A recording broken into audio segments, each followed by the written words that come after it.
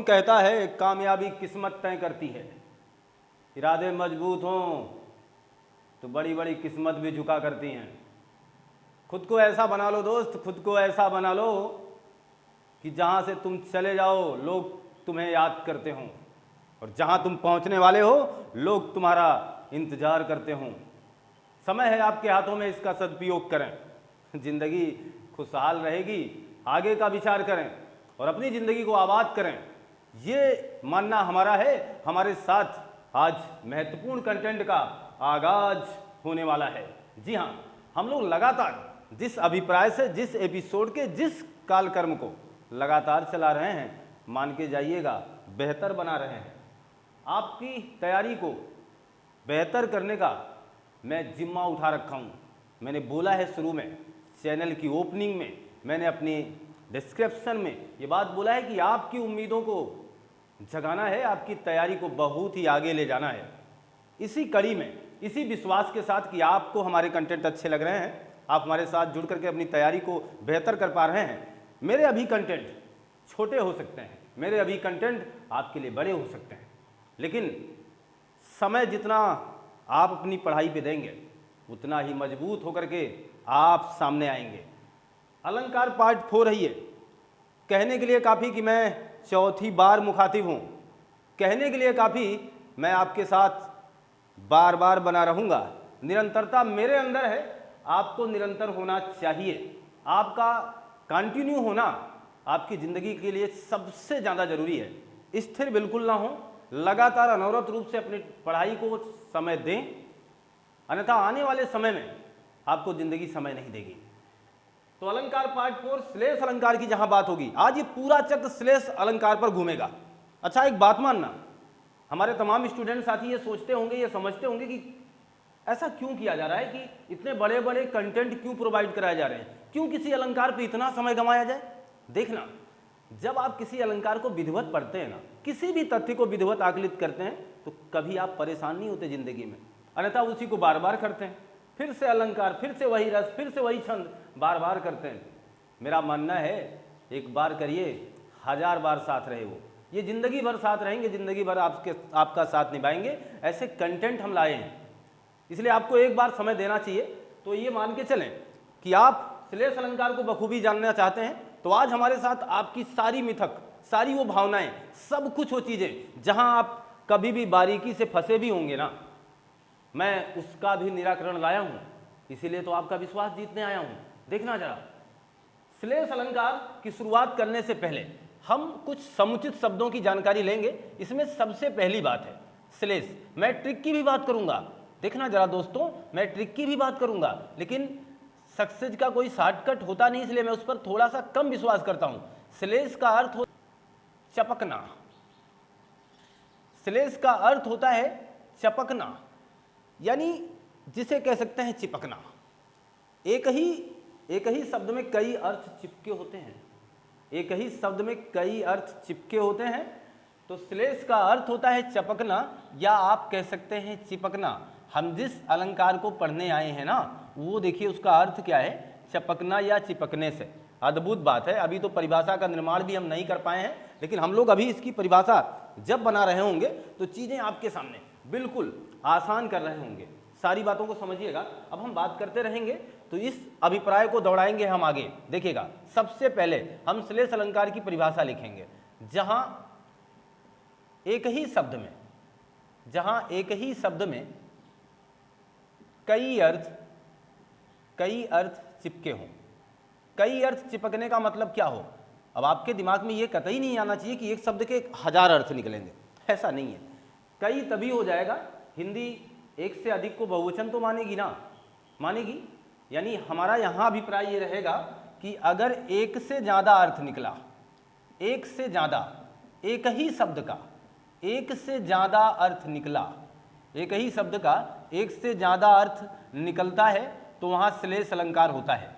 अभी इसके ठीक पहले एपिसोड 3 अलंकार का आपसे चीख चीख के कह रहा है कि यमक अलंकार को छोड़ के मत जाइए, आइए हमारे साथ हमारा क्रम निभाइए। फिर आप कहिएगा, है कि नहीं? सारी चीज़ें वहाँ आपको एक अच्छे ढंग से प्रोवाइड कराई जा चुकी हैं, ये मेरा विश्वास है। आप उसे ज़रूर देखें, इसीलिए एपिसोडों को क्रम से देखें। अब वो चीज़ मैं जो जोड़ने चल रहा हूँ, इससे आपको पता चलेगा कि वाकई में, और मैं कहूँगा, ऐ मेरे दिल के चैन, ऐ मेरे दिल के चैन, चैन आए मेरे दिल की, चैन आए मेरे दिल को दुआ कीजिए, ऐ मेरे दिल के चैन, चैन आए मेरे दिल को दुआ कीजिए। अब कितने स्टूडेंट्स साथी ये सोच रहे हैं कि मैं गीत पेश कर रहा हूँ। नहीं बाबा, मैं आपको आपकी परख कर रहा हूँ। दिए गए पंक्ति में, बोली गई लाइन में कौन सा अलंकार है, आप देख पाएंगे कि ऐ मेरे दिल के चैन, फिर से कहा जा रहा है कि चैन आए मेरे दिल को दुआ कीजिए। दिए गए पंक्ति में 2 बार चैन शब्द का उल्लेख है, लेकिन यहां ऐसा मामला नहीं है। यहां कह रहा है एक ही शब्द का एक से ज्यादा अर्थ आएगा। वहां क्या है, 2 शब्द एक जैसे हैं और दोनों दशाओं में अर्थ अलग अलग है। एक बार मेरे दिल के चैन यानी आप ही सुकून हो, आप ही मेरी संज्ञा हो। दूसरी बार कह रहा है चैन आए, यानी दूसरी बार चैन को एक क्रिया बना दे रहा है कि आराम मिल जाए अगर आप आ जाएं। तो ये चीज़ है। तो वहाँ जो ये संगीत, ये जो गाना था, इसने आपको ये चीज़ सिखाया कि मैं यमक अलंकार से बिलोंग करता हूँ। मेरा कहानी आप छोड़ आए हैं, मेरा किस्सा आप पिछले एपिसोड में हमसे नाता जोड़ आए हैं। तो वो पार्ट 3 कहता है, लेकिन अभी फिलहाल हम लोग पार्ट 4 में हैं। तो जहाँ एक ही शब्द कई अर्थ चपका देगा ना, एक से ज़्यादा अर्थ निकाल देगा ना, तो वो श्लेष अलंकार का उदाहरण बन जाएगा। इस परिभाषा से आप समुचित जानकारी हासिल कर चुके हैं। यमक अलंकार और श्लेष अलंकार की महत्वपूर्ण बारीकियों को समझना।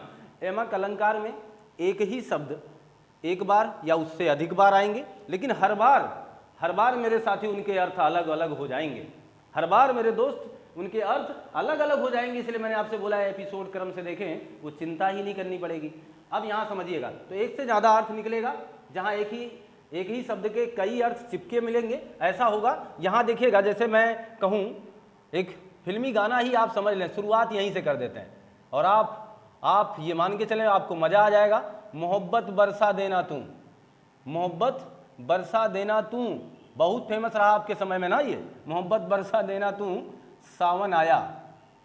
लीजिए, कवि का विचार क्या था, मोहब्बत बरसा देना तू, सावन आया। समझना जरा, आज मोहब्बत भी बरसने वाली है और आपको पता है मोहब्बत मेरे दिल में रहने वाली है। 2 तरीके से आप मोहब्बत को भली भांति जानते हैं और कवि ने उसी मोहब्बत को दौड़ाया है, उसी मोहब्बत को बारिश के रूप में आपके सामने ले आया है। सोचिए जरा, मज़ा आ रहा होगा आपको इस कंटेंट को देख करके। देखना, मोहब्बत बरसा देना तू, यानी एक बार मोहब्बत बरसेगी, यानी इसका भाव वर्षा की बूंदों के रूप में है। और दूसरी बार मोहब्बत को अगर महसूस किया जाए तो आपके हर व्यक्ति के दिल में बसने वाली वही मोहब्बत जिससे आप बहुत ही अच्छे ढंग से वाकिफ होंगे। तो मोहब्बत शब्द के 2 अर्थ निकलेंगे। तो इस 2 अर्थ ही होने के कारण, एक ही शब्द के, देखना एक शब्द 2 बार नहीं है, बार बार कह रहा हूं, एक ही शब्द के 2 अर्थ ही होने के कारण, एक ही शब्द के 2 अर्थ निकलने के कारण हमारी दी गई लाइन, हमारा ये प्यारा सा गीत हमें श्लेष अलंकार की तरफ खींच रहा होगा। और हम अब पूरी झुकाव के साथ श्लेष अलंकार की तरफ बढ़ रहे हैं। अब पूरी लाइन आपके सामने स्क्रीन पर दौड़ाएंगे। देखिए, हमारे साथ जुड़े हैं और अद्भुत ना हो ऐसा मुमकिन नहीं है हमारे लिए। हम ये कह सकते हैं, हमेशा हम खुद आए हैं बहुत कुछ लेकर के तुम्हारे लिए। बहुत कुछ अलग होता है। देखना, पहली बार होगा ऐसा, पहली बार होगा। वो बात बोला गया ना 17-18 सालों में, पहली बार होगा। जब से आप पढ़ाई कर रहे हैं तब से पहली बार होगा।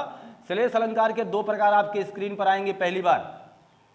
देखना, बड़े से बड़े कंटेंट, बड़े से बड़े एपिसोडों को आज आपके चक्र में देखना, इस छोटे से चैनल का नज़ारा देखिएगा आप, क्या क्या मिलता है आपको। थोड़ा सा विश्वास जताइए, आपकी पूरी स्क्रीन को बेहतर करने के लिए हम अपना पूरा मन बना चुके हैं। कहीं नहीं जाना है आपको, सब कुछ देंगे इसी प्लेटफॉर्म से, केवल विश्वास होना चाहिए आपका दोस्त। देखिएगा, यहाँ बात क्या है, श्लेष अलंकार के 2 प्रकार होंगे। ये अद्भुत है, याद रखना इसे। श्लेष अलंकार के 2 प्रकार होंगे। एक को मैं कहूँगा शब्द श्लेष और दूसरे को कहूँगा अर्थ श्लेष। परंतु पहले मैं बात करूँगा शब्द श्लेष की, पहले मैं बात करूँगा शब्द श्लेष की। समझना जरा, शब्द श्लेष चाहे अर्थ श्लेष, पूछो चाहे ना पूछो, हमसे पूछा जाए चाहे ना पूछा जाए, लेकिन हम ऐसे हैं कि हम जान कर जाएंगे। तो जो शब्द श्लेष के उदाहरण हमारे स्क्रीन पर आएंगे और जो अर्थ श्लेष के उदाहरण हमारे स्क्रीन पर आएंगे, सबको हम अपने मन मस्तिष्क में सजाएंगे, इतना हमारा काम होगा और सबको मिला करके हम बाद में श्लेष अलंकार बता जाएंगे, यही हमारा दायित्व होगा। देखिएगा, अब हम बात करें तो शब्द श्लेष की जहां हम बखूबी अब चर्चा करने वाले हैं, यहां इसकी परिभाषा को समझिएगा। यहां होगा एक शब्द के कई अर्थ। मेरे दोस्त, मैं बार बार कह रहा हूं, मैं परिभाषा को छोटा कर रहा हूं बस। एक शब्द के कई अर्थ का मतलब वही बात है, एक से ज्यादा जो ऊपर लिखा गया है। आप कहोगे सर यही तो परिभाषा है, फिर दूसरा श्लेष कहां से आया है? दूसरा श्लेष इसलिए आया है क्योंकि अब हमारे साथ आप जुड़े हो तो कुछ ना कुछ तो आपको मिलना चाहिए, उम्मीद बनी होनी चाहिए कि मुझे कुछ नया मिलना चाहिए। मैं कैसे गलती करता हूं, अच्छा देखना, हमसे श्लेष अलंकार कैसे गलत होता है, हमसे एमक अलंकार कैसे गलत हो जाए, क्योंकि हम उसको कभी पूरा टाइम देते ही नहीं है। पूरा टाइम दे के देखिए, कभी गलत नहीं होगा।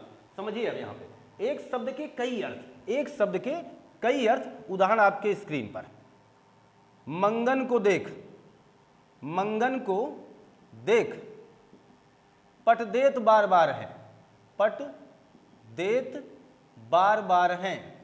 समझिएगा, मंगन को देख पट देत बार बार हैं, ये जो पट है ना, अब मांगने वाला आया है, सोचो भिखारी आया है, मंगन को देख पट देत बार बार हैं, यानी एक बार पट का मतलब है दरवाजा बंद करने से, एक बार मंगन के अर्थ में पट का मतलब है भिक्षा से, यानी मंगन को देख करके लोग भिक्षा दे सकते हैं, मंगन को देख करके वो पट को बंद कर सकती है बार बार। हमारी बातों को समझ रहे हैं? यानी एक भिखारी आया, उसको आपने भीख दी, दूसरा आ गया, फिर आपने दरवाजा बंद कर लिया। तो मंगन को देख पट देत बार बार हैं, यहां आप समझिएगा बहुत ही स्टार उदाहरण के साथ मुखातिब हैं हम आप। यहां पट का कितना अर्थ निकला, एक तो भिक्षा के दृष्टिकोण से और दूसरा किसका दृष्टिकोण बना रहा, तो आप कह सकते हैं दरवाजे से। तो दो अर्थ निकला, यानी दो अर्थ चिपका मिला है यहां पर एक ही शब्द के, इसलिए श्लेष बताऊंगा। आगे देखिए, सब पूछे गए होंगे, ऐसा ही उदाहरण आपके स्क्रीन पर सजाऊंगा, एग्जामिनर कहीं और से नहीं लाएंगे। चरण धरत चिंता करत, चरण धरत चिंता करत, चितवत चारों ओर, चितवत चारों ओर, ठीक है। चरण धरत चिंता करत, चितवत चारों ओर। आगे देखिएगा, सुबरन को खोजत फिरे, सुबरन को खोजत फिरे, कभी व्यभिचारी चोर, फिरे कभी, और फिर इसके बाद लिख दूं व्यभिचारी, कभी व्यभिचारी, और एक लिख दूंगा मैं चोर। समझना, यहीं से सब कुछ लिया गया है। इस महत्वपूर्ण पंक्ति के रचनाकार हैं केशवदास जी। केशवदास जी कह रहे हैं कि चरण धरत चिंता करत चितवत चारों ओर, मुझे पूरे शब्दों से कोई लेना देना नहीं है, मैं बारीकी आपको समझाऊंगा जिससे आप श्लेष अलंकार कभी गलत ना करें।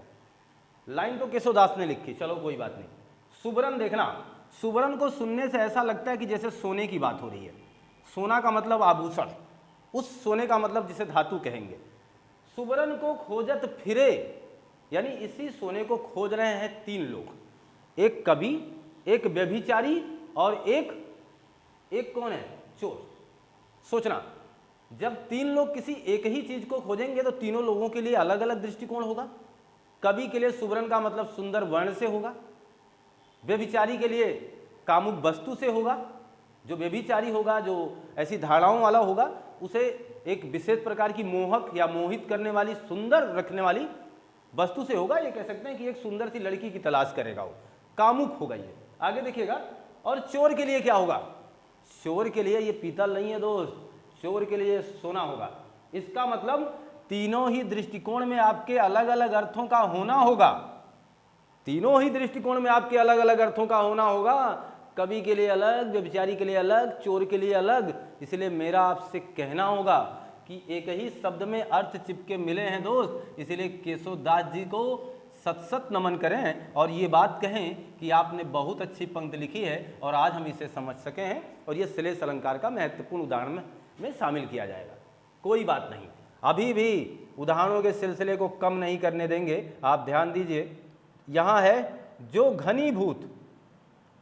जो घनीभूत, जयशंकर प्रसाद जी आ गए हैं, जो घनीभूत पीड़ा थी मस्तक पर, जो घनीभूत पीड़ा थी मस्तक पर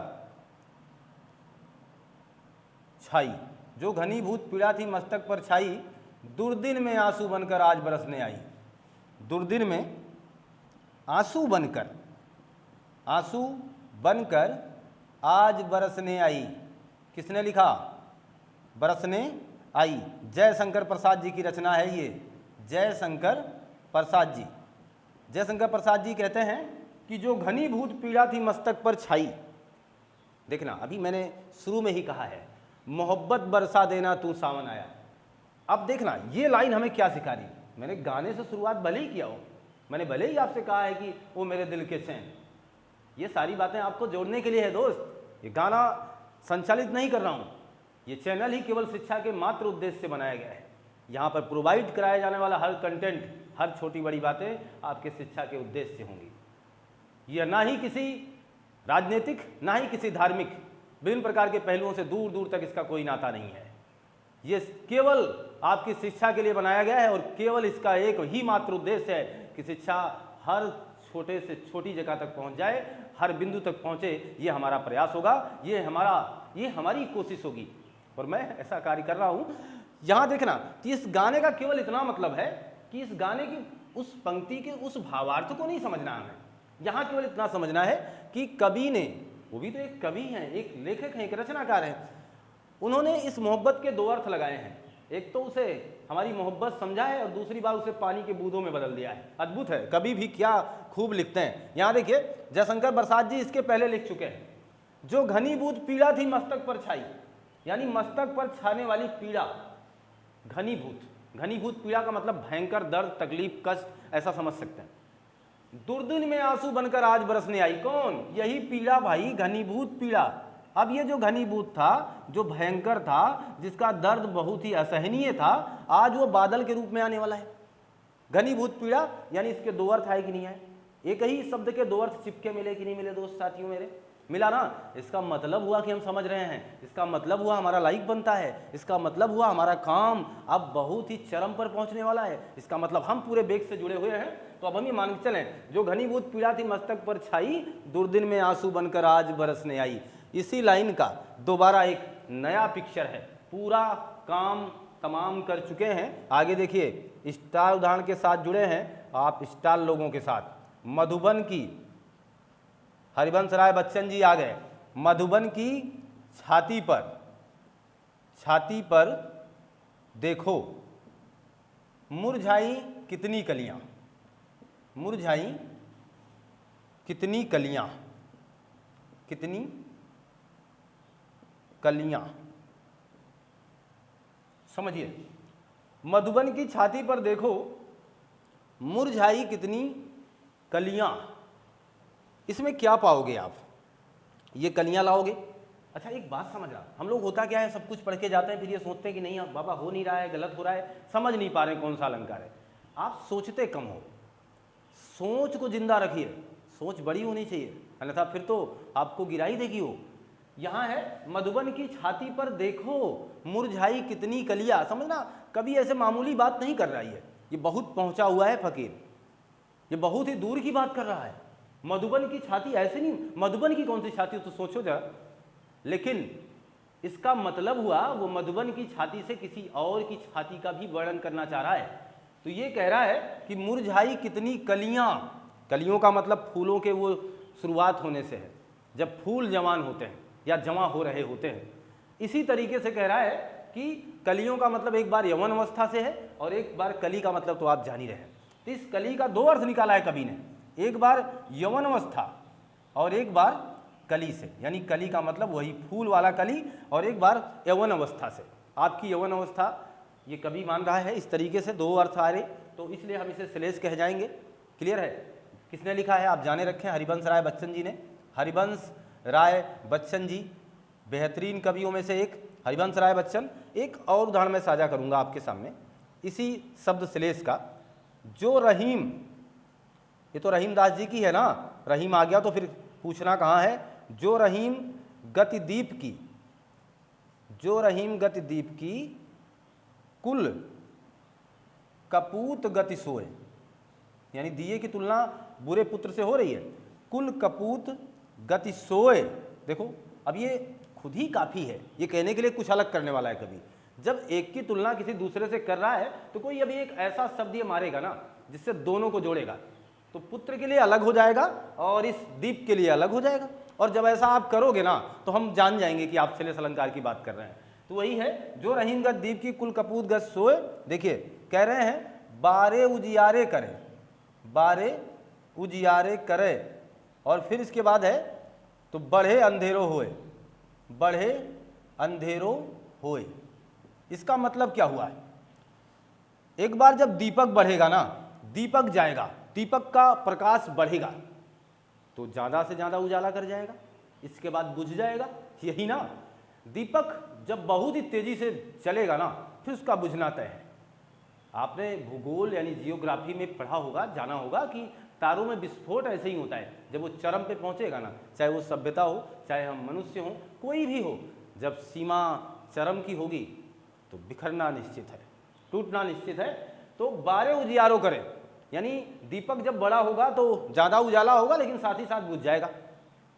वैसे ही कुल कपूत गति सोए, कपूत के दृष्टिकोण में क्या कह रहे हैं? जब कपूत धीरे धीरे बड़ा होगा ना, यानी बुरा पुत्र, यानी निंदनीय समाज के लिए ऐसा पुत्र, जब वो बड़ा होगा धीरे धीरे तो कुल कपूत गत सोए, पूरे मान के चलना है, पूरे आपके जितने भी पीढ़ियों ने सब कुछ बना रखा है ना, सबको एक पीढ़ी में गंवा के चला जाएगा। वो दादा परदादा जिन्होंने इस समाज को सींचा रहा होगा उनको भी गाली दिला जाएगा। क्लियर है ना? इसीलिए दोनों जगहों पर अलग अलग अर्थ मिलने के कारण, यानी इसी बारे शब्द का, इसी बड़े वाले शब्द का दो अलग अलग अर्थ आया है, एक बार बुझने से और एक बार बड़े होने से, एक बार बुझना और एक बार बड़ा होना। तो इस दृष्टिकोण को देखते हुए हम श्लेष अलंकार को बिल्कुल पहचान जाएंगे और हम ये आशा करते हैं कि आपको शब्द श्लेष अभी तक की बातें बेहतर लगी होंगी। आप इसका स्क्रीनशॉट लीजिए।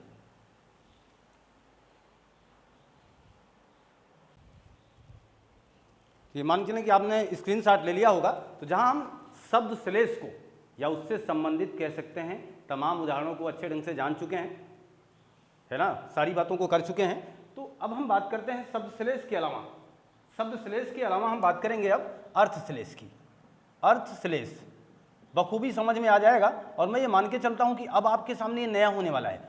पिछला जितना भी उदाहरण था मेरे हिसाब से आप सभी लोग उससे परिचित रहे होंगे, वाकिफ रहे होंगे, बस थोड़ा सा मैंने अंदाज बदला है, बस मैंने थोड़े से प्रारूप को चेंज किया हुआ है। अब देखिए अर्थ श्लेष के सामने आप कैसे नतमस्तक होने वाले हैं। एकार्थक, और आज आप इसे नतमस्तक करेंगे, एकार्थक शब्दों के अर्थ, एकार्थक शब्दों के अर्थ अनेक लगेंगे। ये बहुत अजीब सी परिभाषा आपको लग रही होगी और अभी तक आपके पल्ले नहीं पड़ रही होगी, जैसे मुझे नहीं पड़ी थी कभी। एकार्थक शब्द के अर्थ अनेक लगेंगे। समझना, एक बारीक बात मैं बोलूँगा आपको, मैं ऐसा वैसा करने वाला ही नहीं हूँ। ये समझना, जब एक ही कार्य का दूसरा भी अर्थ समझ में आएगा, अर्थात कहने का मतलब हुआ जब आपसे कोई कहेगा कि सावन आए, लीजिए फिर से गाना है यार, सावन आए और बादल छाए, लीजिए, अब मेरे कहने का मतलब सावन आएगा तो ही बादल छाएगा। तो सावन आए और बादल छाए एकार्थक शब्द है ये। सावन आना, सावन आना का मतलब इसका अलग अर्थ नहीं है, कई अर्थ नहीं है, लेकिन भाव अलग है, अनेक लगेंगे, अर्थ अनेक लगेंगे। देखना, सावन आए बादल छाए, इसका मतलब सावन आएगा तो बादल छाएंगे। क्लियर है? हम पढ़ेंगे तो सफल हो जाएंगे। जैसी करनी वैसी भरनी, बहरहाल यहाँ उत्प्रेक्षा हो जाएगा, लेकिन अभी फिलहाल मैं ये कर रहा हूं कि जब एक कार्य दूसरे कार्य पर अपना पूरा प्रभाव डालता हो, ये कहता हो कि हम हैं और तुम हो, एक जैसे हो, तो यहाँ समझना, सावन आए बादल छाए, इसका मतलब सावन का आना है। जहां जैसा तैसा संभावना वगैरह बात होगी वो बात की बात होगी, अभी कंफ्यूज मत होइएगा। सावन का आना है, बादल का छाना है, इसका मतलब है न सावन आता न बादल छाते। समझ में आ गई बात ना? न सावन आता न बादल छाते, इसका मतलब दोनों का अभिप्राय एक जैसा है। बिहारी लाल जी ने क्या खूब लिखा है, देखना जरा। बिहारी लाल जी की एक पंक्ति है और मैं उसे लिखूंगा यहाँ कुछ इस तरीके से, नर की नर की अरु, नल नीर की, नल नीर की गति एक करे जोय, जोय, जेतो देखना, जेतो नीचे होए चले, ते तो ऊपर, ते तो ऊंचो होए, ये लीजिए। नर की अरु नल नीर की, कवि बिहारी लाल जी, कवि बिहारी लाल जी, इनका कहना है नल की अरु नल नीर की, जिस तरीके से नल का जल काफी नीचे से आता है और अत्यधिक ऊंचाई तक चला जाता है, अर्थात हे मनुष्य, जितना तुम नम्र हो जाओगे, जितना तुम झुक करके काम करोगे, उतना ही ज़्यादा एक दिन तुम श्रेष्ठ बनोगे, ये इनका मानना था। यहाँ समझना मैं आपको क्या सिखाने वाला हूँ, इस पंक्ति में आपको दूर दूर तक एक शब्द का दो अर्थ मिल नहीं पाएगा और आप समझ भी नहीं पाओगे कहाँ मिल रहा है, लेकिन मैं कह सकता हूँ चलो मिल रहा है कि नर की, नर का मतलब मनुष्य है, अरु नल नीर की, ये तुलना कर रहे हैं कि नर और नल नीर दोनों का लगभग सेम सा मानना है कि जिस तरीके से जल, जो स्वच्छ जल है जिसका पान आप करते हैं, काफ़ी गहराई में बहता है और सोचना कितनी ऊंचाई पर रहता है, कहाँ तक चला आता है, ऐसे ही अगर आप झुक के चलोगे ना तो आपका भी एक दिन श्रेष्ठ होना तय है, ये मानना है कवि बिहारी का और ये बिल्कुल दृष्टिकोण भी सही है आज के भी समय में देखा जाए तो। देखना, लेकिन ये इसके एक शब्द के अर्थ नहीं आ रहे हैं। यहाँ देखना, मैंने कहा है कि एकार्थक शब्द का अर्थ अनेक लगेगा आपको। एकार्थक देखना, जे तो नीचे होए चले, जितना मानना इसका देखना, जे तो नीचे होए चलेगा, यानी जितना आप नीचे चलोगे उतना ही आप ऊपर चले जाओगे। इसका मतलब हुआ दोनों ही कंडीशन आपके लिए है। एक तो मैं कहूंगा नीचे चलो बाबा, नीचे चलोगे तो ऊपर जाओगे, तो दोनों का अगर मैथमेटिकल बात होती तो अगर यह भी x होता यह भी x होता तो मान बराबर होते कि नहीं होते? मान बराबर करने आए हैं, मान बराबर हो गया। देखना, यानी जो अर्थ इसका है वही इतने शब्दों का है, यानी एकार्थक शब्दावलियों का अर्थ आपको अनेक लगेगा। जैसे सावन आने का अर्थ बादल छाने से था, तो जो सावन आएगा वही बादल छाएंगे। इसका मतलब सावन आना, बादल छाना, दोनों ही शब्दावलियों का कहीं ना कहीं भावार्थ एक ही है कि नहीं है ना? इसलिए आप समझना, जे तो नीचे होए चले ते तो ऊंचे होए, इसका मतलब इतने पूरी भावनाओं का, इतनी पूरी शब्दावलियों का, इतनी पूरी शब्दावलियों का अर्थ एक जैसा है कि नहीं है? ये स्टार बातें हैं, थोड़ी सी जटिल लग रही होंगी, लेकिन मैं आपको बिल्कुल सहज करके दे रहा हूँ। इसका मतलब समझना कि जे तो नीचे होए चले, यानी आप जितना नीचे चलोगे उतना ही आप सफल हो जाओगे, यानी श्रेष्ठ बनोगे, उतना ऊंचे चले जाओगे। इसका मतलब नीचे चलना होगा कि नहीं होगा? होगा। तो नीचे चल रहे इसका मतलब आप ऊंचे हो रहे हो। एक ही चीज़ बोल देना, हम उतना ऊंचे हो जाओगे, तो आप तुरंत कहते हो सर जितना नीचे चलोगे, हम कहते जितना नीचे हो जाओगे, आप कहोगे उतने ऊंचे हो जाओ, तो बार बार ऐसा कह रहे हो यार, तो इसका मतलब बराबर हो गया मामला, दोनों की चीज़ें बराबर हो गई, इक्वल हो गई, सिलेस हो गया।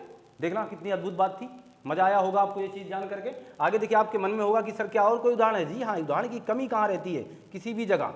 मेरी भव बाधा हरो, खूब सुना है, मेरी भव बाधा हरो, राधा नागर सोई, राधा नागरी सोई,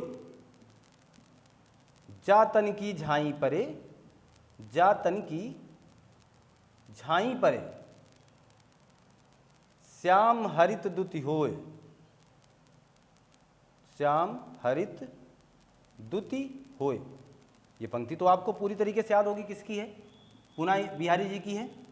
बिहारी लाल ने लिखा हुआ है कि मेरी भव बाधा हरो, राधा नागर सोए, राधा जी से प्रार्थना की जा रही कि मेरी बाधा हर लो, जिस तरीके से आपके केवल आ जाने मात्र से भगवान श्री कृष्ण का सांवला रंग हरा हो जाता है। अब देखना, मैं इसको दो तरीके से सिद्ध कर रहा हूँ। सांवला रंग हरा हो जाता है, इसका मतलब वो हरे नहीं हो जाते हैं। सच बताऊँ, वो हरे नहीं होते यार। कृष्ण हरे हो जाएंगे कैसे? सोचो। इसका मतलब कभी आपके साथ खेल रहा है और आप नहीं समझ पा रहे हो। हरा होने का मतलब वो आपको अब अर्थों के वो चिपके हुए जाल में फंसा रहा है। यहाँ हरा होने का एक तो रंग हो सकता है, लेकिन दूजा अर्थ इसका रंग नहीं है। दूजा अर्थ इसका खुशी से। भाई कृष्ण को देख करके राधा खुश ना हो और राधा को देखकर कृष्ण खुश ना हो, ऐसे कैसे चल सकता था? है ना, अगाध प्यार सबसे बड़ी प्रेम की जोड़ी मानी गई। आप यहाँ मान के चलें तो इस हरे शब्द का 2 अर्थ निकल आएगा, इस हिसाब से तो हम इसको ले जाएंगे। लेकिन अगर वो नहीं समझ पाए हो तो देखना, अर्थ श्लेष की भावना ही व्यक्त करेगा। कैसे समझोगे, देखो, जा तन की झाई पड़े, यानी जिसकी परछाई पड़ेगी ना, श्याम हरित द्युति हुए, तुरंत उनका रंग बदल जाएगा। इसका मतलब पुनः कहिए, श्याम का रंग हरा हो जाएगा। आप तुरंत कहोगे सर जब झाई पड़ेगा, जब झाई पड़ेगा किसकी, राधा की। आगे देखिए, हम कह रहे हैं जब झाई पड़ जाएगा, आप कहोगे तुरंत श्याम हरित द्युति हो जाएंगे, है ना, होगा कि नहीं होगा। इसका मतलब दोनों ही शब्दावलियों में बराबर अर्थ, इक्वल अर्थ दे जाएंगे, इसलिए हम इसे अर्थ श्लेष कहने में बिल्कुल नहीं घबराएंगे। हमारा मानना है कि आपको हमारी बातें बिल्कुल अच्छी लगी होंगी और आप पूरा कंटेंट बखूबी समझ चुके होंगे। आप इसका स्क्रीनशॉट ले लीजिए। तो हम जिस उद्देश्य से, जिस रूप, बहुत ही बड़ी महत्वाकांक्षा लेकर के आपके इस प्लेटफॉर्म पर आए हुए थे, और जब आज हम एपिसोड की शुरुआत कर रहे थे तो हमें लगा था कि हम श्लेष अलंकार को बहुत ही बखूबी आप तक पहुंचाने का पूरा प्रयास करेंगे। और मेरी कोशिश यही रही कि मैं इसे अच्छे ढंग से, इस अर्थ श्लेष को भी आप तक पहुंचाऊं और तमाम उदाहरणों को एक में जोड़ करके बता जाऊं। मैं कह सकता हूं, ट्रिक है मेरे पास, करना क्या है देखना, मैं याद कर लूंगा। कभी व्यभिचारी चोर, जहां सुबरन मिलेगा, कुछ स्टार उदाहरण है जिससे एग्जामिनर ने बहुत बार पूछा है, तो कुछ करना नहीं है। देखो, केवल इतना काम करना है। सुबरन याद रखो, सुबरन के 3 अर्थ निकले थे। वृष भानुजा याद रखो, इसके 2 अर्थ निकले थे, एक तो बैल से था, एक तो बलराम से था। कहीं आ जाए सुबरन, वृष भानुजा। अभी देखिए, आपने अभी कहा राधा नागर सोई, ये आपने पढ़ा यहाँ पर, है ना, तो यहाँ हरित शब्द याद कर सकते हैं, हरित द्युति हुए। ऐसे कुछ उदाहरण हैं, एकाधिक उदाहरण जो खासकर पूछे गए।